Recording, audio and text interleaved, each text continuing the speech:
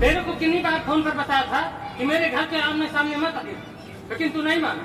तू मानेगा कि नहीं मानेगा, या तेरे को अपनी भाषा में समझाना पड़ेगा? तुमको समझ में नहीं आ रहा?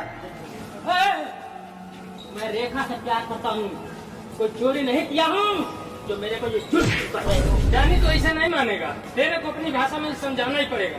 मेरा गलती क्या है जो मैं मान जाऊँ? इसको लेकर चलो।